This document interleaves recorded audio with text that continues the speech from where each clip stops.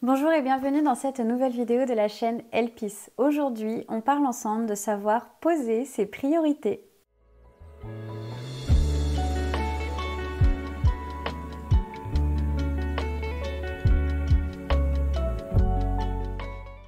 Alors, ce sujet est étroitement relié avec une autre de mes vidéos dans lesquelles on parle de savoir poser ses limites. Poser ses priorités, c'est encore un vrai sujet pour moi et du coup faire cette vidéo, ça a été hyper instructif aussi bien pour moi que j'espère ça va l'être pour toi. En réalité, que l'on soit d'accord ou pas avec ça, que l'on soit conscient de ça ou pas, nous vivons tous en fonction de nos priorités. Nous avons tous 24 heures dans une journée, n'est-ce pas? Alors comment se fait-il que certains arrivent à travailler et faire du sport ou d'autres à avoir une vie sociale très active en plus d'une famille, quand d'autres travaillent à fond pour leur passion et en même temps de ça étudient à l'université.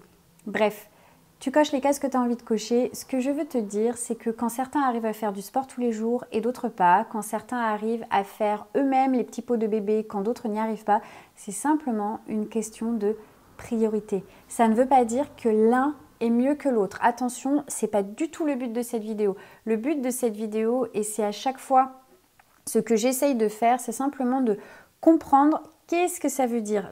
Pareil pour la vidéo sur poser ses limites. Qu'est-ce que ça veut dire poser ses limites? Ici, on parle d'établir ses priorités. Qu'est-ce que ça veut dire établir ses priorités? Parce que tant qu'on ne comprend pas exactement qu'est-ce que ça veut dire, quelles sont les sources de ce genre de décision et quelles en sont les conséquences si elles sont prises ou pas, et bien simplement c'est juste compliqué de se mettre une to-do list avec 10 tâches par jour dessus parce que ça n'a pas de sens. Donc, comme je le disais, peu importe les priorités que tu te fixes, du moment qu'elles sont les tiennes, qu'elles sont intentionnelles et que tu sais pourquoi tu les poses. Maintenant, nous allons parler des conséquences de cette problématique, le fait de ne pas avoir de priorités qui sont posées, établies et claires dans ta vie. Quelles sont les conséquences dans ta vie quotidienne et quelle est la réelle problématique? C'est très facile aujourd'hui. On est surstimulé en permanence, on est mangé par les distractions. On a une charge mentale qui est juste exacerbée et tout va vite. On vit en accéléré. Et pour moi, on est assez victime aujourd'hui des conséquences de l'immédiateté. Nous n'avons plus l'habitude d'attendre. Quand une page internet met 4 secondes à charger au lieu de 2, je pense que la plupart on a les cheveux qui dressent sur la tête. Mais c'est long. Bah non, c'est pas long en réalité. C'est pas long du tout. On a peut-être oublié la DSL. On veut voir, on doit voir du résultat tout de suite. Quand on a un besoin, on doit le satisfaire tout de suite. Et tout est fait pour aujourd'hui. Le sans contact, c'est un truc qui est juste fantastique. Apple Pay, c'est merveilleux. Enfin, tout est fait. Tu peux enregistrer tes cartes bancaires sur tous les sites. On a des autorisations de découvert en plus, donc du coup ça veut dire que tu peux acheter, tu n'as même pas besoin de consulter tes comptes. Si tu n'es pas intentionnel dans la gestion de tes finances, la plupart de tes envies, tu peux les satisfaire immédiatement. Et on a l'habitude et on aime ça. Tu veux acheter à manger mais tu n'as pas envie de te déplacer. Aujourd'hui c'est devenu tellement facile, c'est à portée de téléphone en réalité. Et puis on est enchaîné à ces fameux téléphones justement. Et puis moi la première, le but c'est pas de dire que quelqu'un l'est plus que l'autre. Nous sommes tous enchaînés à nos téléphones aujourd'hui. Et ce sont vraiment des outils à, tiens, tu as une envie, tu as quelque chose qui se passe par la tête, et ben tu peux satisfaire ça maintenant. Et le mensonge dans lequel nous vivons aujourd'hui, et qui est un gros mensonge, c'est que plus on avance, plus on nous fait croire qu'on peut tout avoir maintenant. Et ça, c'est faux. Tu peux effectivement tout avoir, mais tu vas devoir bâtir les choses. Et puis tu ne vas pas bâtir toutes tes tours en même temps. Tu vas prendre le temps d'en faire une, et puis tu vas prendre le temps d'en faire une autre. Et puis, parce que si tu les commences, les 6, les 7, les 8 tours en même temps, en fait, tu ne vas jamais arriver. Parce qu'une fois que tu auras tout qui sera en chantier, tu vas regarder l'ampleur de la tâche et puis tu vas te décourager. Et si tu ne poses pas tes priorités pour avancer, pour bâtir, pour construire ce que tu veux profondément, alors en fait, tu ne vas pas réussir à bâtir quoi que ce soit. Tu as besoin de poser des priorités. Alors, sous quel angle de vue est-ce que j'ai décidé de te présenter ça aujourd'hui? Eh bien, comme d'habitude, je suis allée chercher dans ma Bible et je suis allée chercher dans l'évangile de Luc au chapitre 2 et le verset 49 où Jésus nous dit « Ne saviez-vous pas qu'il faut que je m'occupe des affaires de mon Père ?» Mais avant ça, je me présente, je m'appelle Johanna, je suis coach, praticienne en relation d'aide. Mon but, mon mandat est de t'accompagner à mener une vie connectée à Dieu pour être mieux connecté à toi-même et pour mieux impacter ton entourage. Alors, quelles sont les conséquences de cette problématique? Eh bien, spirituellement parlant, alors là, je ne vous fais pas le topo. En gros, quand on n'a pas de priorité, le premier truc qui prend dans les dents, c'est tout ce qui est spirituel. Que tu sois chrétien, que tu ne sois pas chrétien, tu n'as pas de priorité, tu te laisses manger par toutes les distractions, tu vas là où vole le vent, la spiritualité, elle est oubliée, elle est à la poubelle. Donc je pense que je n'ai pas besoin de développer plus ce point-là. Émotionnellement parlant, je ne sais pas pour vous, je ne sais pas pour toi, mais en tout cas moi, quand je brasse de l'air, quand je sais que je ne fais pas des choses qui sont sur le long terme et qui portent du fruit sur le long terme, j'ai une espèce de culpabilité. La culpabilité, on sait que c'est un sentiment interne, hein. Personne ne peut te forcer à te sentir coupable. J'ai une espèce de culpabilité à l'intérieur de moi. Et puis, un peu un sentiment d'échec interne aussi, de ne pas avoir l'impression de bâtir les vraies choses, d'investir dans les vraies choses et dans ce qui est, de ce qui fait partie en fait de notre vision sur le long terme. Il y a des conséquences financières aussi dans le fait de ne pas savoir poser ses priorités parce que tu vas satisfaire des besoins qui sont, c'est même pas des besoins, ce sont des envies furtives et puis tu vas dépenser parce que très souvent c'est par là que ça passe aujourd'hui. On dépense de l'argent parce qu'on n'a pas de vision long terme. Bon, peut aussi entrer en compte ta relation avec l'argent mais ce n'est pas l'objet de cette vidéo. Et puis, il peut y avoir des conséquences relationnelles également. C'est-à-dire qu'à un moment donné, si tu n'es pas intentionnel, si ça ne fait pas partie de tes priorités de prendre soin de tes amis, de tes relations long terme, tu vas peut-être avoir plein de copains, tu vas peut-être passer des super soirées, mais des amis, des amitiés profondes dont tu prends soin et qui tiennent dans le temps, c'est un peu plus compliqué quand même. Qu'est-ce qui va se passer si rien ne change? Mais je crois que tu vas simplement continuer dans la même lignée en fait. Et quelque part, ce qui se passe quand on n'a pas de priorité, c'est un peu, ou quand on n'a pas une vision de vie avec des priorités qui sont établies en fonction, c'est un peu ce goût de où est-ce que je vais et pourquoi j'y vais. Et ça, c'est un sentiment interne qui peut être franchement pas facile à gérer, surtout, je crois, à arriver vers la quarantaine où on se prend un peu un choc de ok, bon bah j'ai fait certaines choses mais je sais même pas pourquoi est-ce que je les ai faites et dans quel sens est-ce que je vais, c'est pourquoi est-ce que je fais les choses. Maintenant, on va rentrer dans le vif du sujet avec donc ce dont je t'ai parlé, l'évangile de Luc au chapitre 2, au verset 49, et où Jésus dit à ses parents « Ne saviez-vous pas qu'il faut que je m'occupe des affaires de mon Père ?» Alors, il faut comprendre le contexte de ce verset, parce que sans ça, ça n'a pas vraiment de sens que je vous apporte ça. En fait, Jésus, avec ses parents, Marie et Joseph, et ses frères et sœurs, ils vont à Jérusalem pour la fête de la Pâque. C'est un peu la transhumance annuelle, toute la famille monte au temple. À l'époque, on se déplaçait déjà pas en voiture familiale où on était tous tout coucoune, il y avait du monde qui se déplaçait, c'était un peu des caravanes quoi. Les parents, Marie et Joseph, repartent après la fête de la Pâque avec leurs enfants, leurs affaires, tout ça, et au bout de quelques jours, en fait, ils se rendent compte que Jésus n'est pas dans le convoi. Ils retournent à Jérusalem et là, ils trouvent Jésus assis dans le temple en train d'enseigner des personnes qui étaient censées être plus expérimentées que lui quand même. Marie et Joseph, ils sont un peu paniqués, ils ont perdu leur fils quand même, donc du coup, ils le reprennent, ils lui disent « mais enfin, mais qu'est-ce que tu fais là ?»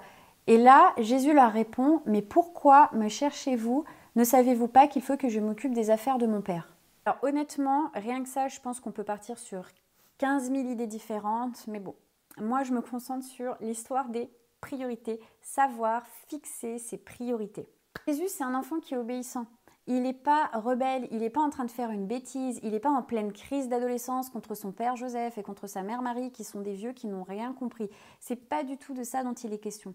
En fait, Jésus, dans son cœur, il a déjà la direction, il sait déjà où est-ce qu'il va, il sait déjà pourquoi il fait les choses et en fait, il sait quelles sont les choses importantes dans sa vie et dans quoi il doit s'investir et passer du temps. Alors de nouveau, ce qui est important, que tu sois chrétien ou pas, que tu crois en Dieu ou pas, que tu crois en la parole de Dieu ou pas, c'est pas là mon point, je suis pas là pour ça. Le but, c'est de comprendre la portée et la morale de cette histoire. Dans ce contexte, donc les parents sont paniqués, tout le monde le cherche, enfin voilà, et Jésus, il répond vraiment posément. Je n'imagine pas un Jésus en train de hurler sur ses parents. Non, il est plutôt genre, mais pourquoi est-ce que vous me cherchez? Ne savez-vous pas qu'il faut que je m'occupe des affaires de mon Père? Il sait quelle est sa mission de vie. Quand il parle des affaires de son Père, c'est qu'est-ce que Dieu lui a confié? Qu'est-ce qu'il doit faire fructifier ici-bas? Et j'aimerais prendre un autre exemple qui est dans le livre des Proverbes. Au chapitre 6, des versets 6 à 11, on va lire « Va vers la fourmi, observe son comportement et deviens sage. Elle n'a ni chef, ni inspecteur, ni supérieur.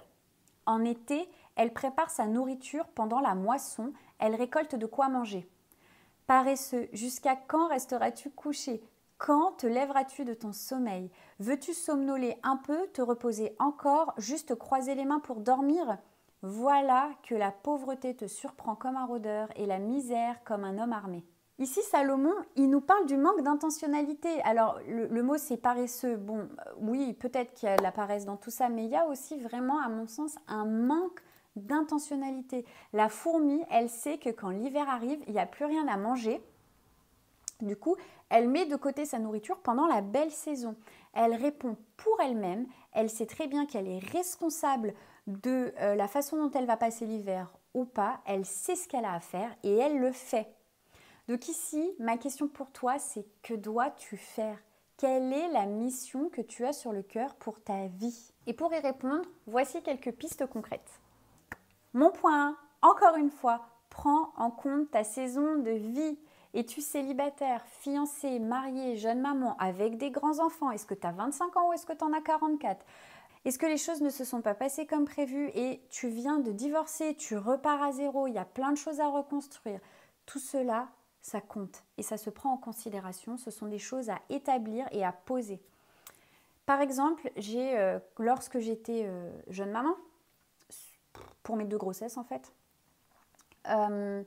j'avais 15 000 projets pour mes 2 congés maternité. Donc j'ai eu un petit peu du mal à accepter le fait que quand tu es en congé maternité, tu t'occupes de ton bébé. Et en fait, on croit qu'il va dormir et téter. Oui, mais pas que en fait. Et ça prend énormément de temps. Tu dois le savoir. Tu bâtiras pas ton entreprise qui sera cotée en bourse l'année prochaine pendant ton congé maternité. Ça va pas se passer comme ça. Ou alors, tu vas juste pas t'occuper de ton bébé en fait. Si tu es en train d'organiser ton mariage, tu n'as pas les mêmes priorités, tu n'es pas au même endroit que celle qui n'est pas en train d'organiser son mariage. En fait, il n'y a aucune situation qui est préférable, peu importe où tu es en ce moment. Ce qu'il faut, c'est savoir où tu es et qu'est-ce qui en découle, qu'est-ce que ça veut dire. Par exemple, si tu sors d'un burn-out, tu n'as pas la même énergie qu'une femme de 47 ans qui a des enfants qui sont grands et puis qui a d'autres choses en tête en fait. Et c'est complètement ok, c'est même normal, j'ai envie de dire. La vraie question ici, c'est s'il y avait un mot ou une courte phrase pour définir le temps dans lequel tu es, quel serait-il? Par exemple, moi en ce moment, on va être hyper concret, en ce moment je suis dans une période où je suis étudiante. Donc 2 jours par semaine, je suis étudiante. J'ai 2 jeunes enfants et je suis auto-entrepreneur. Ce sont des choses à prendre en considération. C'est vraiment comprendre, voilà, ça ce sont les 3 choses. Quelle est la chose qui est prioritaire? En ce moment, c'est mes études qui sont prioritaires parce que c'est une période de 2 ans, ça ne va pas durer 15 ans. Tandis qu'Elpis, j'espère bien que dans 7 ans, ce sera encore là en fait. Donc, ce n'est pas la même vision.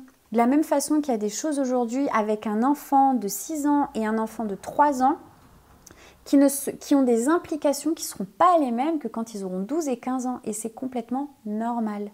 Mon point 2 pour toi, prends en compte ce que tu as déjà dans ta vie. Si tu es marié avec des enfants, que tu as un emploi et une passion qui prend du temps, ça se prend en considération. Tu sais, quand j'étais petite, mon père, il travaillait dans la grande distribution et le soir, il avait souvent ce qu'on appelle des inventaires.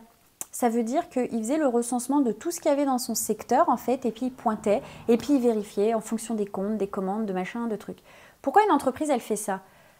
Faire un inventaire, c'est regarder qu'est-ce qu'on a, qu'est-ce qui a été dépensé, qu'est-ce qui devrait être là, qu'est-ce qui ne devrait pas être là. Enfin, en fait, c'est faire un état des lieux. Tu veux poser ta vision, tu veux poser des priorités, tu veux remettre un peu les choses en place dans ta vie. Déjà, ça ne va pas se faire en un jour. Et en plus de ça, il faut faire un état des lieux. Qu'est-ce que tu as dans ta vie? Des fois, on se pose des objectifs, mais qui sont juste pas réalistes, quoi. Enfin, c'est comme moi qui voulais bientôt apprendre le sanskrit pendant mon congé maternité, mais ça n'a aucun sens. Ce n'est pas réaliste. Il faut prendre en considération ce qu'on a dans notre vie. Et puis, quand je dis que tu prends en considération ce que tu as dans ta vie, il faut aussi que tu te prennes en considération toi. Et je crois que dans le coaching, on nous apprend quelque chose de très important. Tout ce que tu fais dans ta vie, ça doit être écologique. Écologique, ça veut dire respectueux du système dans lequel tu évolues. Ton système, ça peut être toi, mais c'est aussi ta vie. Les choses que tu fais doivent être aussi respectueuses de qui tu es. Est-ce que tu es quelqu'un qui est plutôt du matin, plutôt de l'après-midi? Est-ce que tu es plutôt de nuit? Est-ce que Est-ce que tu es quelqu'un qui a énormément d'énergie ou au contraire, est-ce que tu es quelqu'un, il faut y aller piano parce que tu te sens vite submergé. On n'a pas tous les mêmes capacités et c'est complètement ok. Le tout en fait, c'est de le savoir. Tu comprends? Tu dois te connaître. Tu dois le savoir. Il y a des gens, ils sont incapables de se poser pour lire un livre. Il y a des gens, ils peuvent passer des heures à lire. Il y a des gens, ils sont incapables de se poser pour méditer. Il y en a, ils peuvent passer des heures à méditer. Il y a des gens, ils ont besoin d'être au contact de plein de personnes tout le temps. Il y a des personnes, elles ont besoin de solitude pour se ressourcer. Qui es-tu? Tu dois prendre en considération tout ça pour que ce soit écologique. Tu dois prendre en considération qui tu es et ce que tu as dans ta vie avant de poser une vision et des priorités.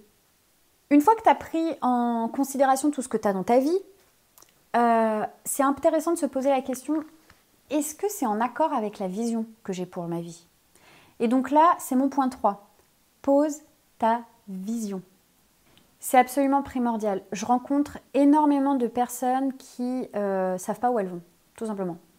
Qui vont un peu au jour le jour, qui vont un peu à... Bah écoute, on verra plus tard. Le on verra plus tard, il est aussi très intéressant celui-là. Je crois pas que ce soit possible. Et si tu sais pas exactement, ou plus ou moins, parce que voilà, ce que tu veux pour plus tard, bah plus tard tu verras pas grand-chose en réalité. Si tu laisses un bateau voguer en pleine mer, c'est pas trop où il va arriver. Bah souvent il échoue d'ailleurs. On parle plus d'échouer dans ce genre de situation. Savoir où est-ce qu'on va n'a pas besoin d'avoir un visage précis. Ce que je veux dire par là, c'est que peut-être aujourd'hui, tu es en train, j'en sais rien, tu regardes cette vidéo et tu es en plein questionnement sur ta carrière professionnelle. Pose-toi plus la question de qu'est-ce qui est important pour toi. Et en fait, ce qui est important pour toi, les valeurs qui vont ressortir de ça, bah en fait, ça peut s'appliquer à plein de domaines différents. Il se peut que il y ait des valeurs communes, je ne sais pas, moi, entre être informaticien freelance et puis être esthéticienne, dans le sens où bah, peut-être que chacun a une vision du service qui est hyper importante pour lui et puis de répondre à un besoin spécifique qui est hyper important pour lui et ça prend deux visages différents. Donc, ta vision n'a pas besoin d'avoir un visage, mais plutôt de qu'est-ce que je veux pour ma vie. Il faut faire attention à ne pas se donner d'excuses par rapport aux circonstances dans lesquelles on vit aujourd'hui. Les circonstances, elles changent. La vision, elle reste. Donc, ne nous cachons pas derrière des excuses ou des circonstances qui ne nous sont pas favorables. Une saison actuelle, c'est pas pour toujours. Ça va changer aussi. Tu ne seras pas toujours mère d'un jeune enfant. Tu ne seras pas toujours en train de préparer ton mariage. Tu ne seras pas toujours célibataire. Non, les choses, elles vont changer en fait. C'est juste comment est-ce que toi, tu avances dans tout ça et comment est-ce que tu fais pour avancer dans une direction. Dans la Bible, on voit dans Habacuc 2, versets 2 et 3, l'Éternel répondit.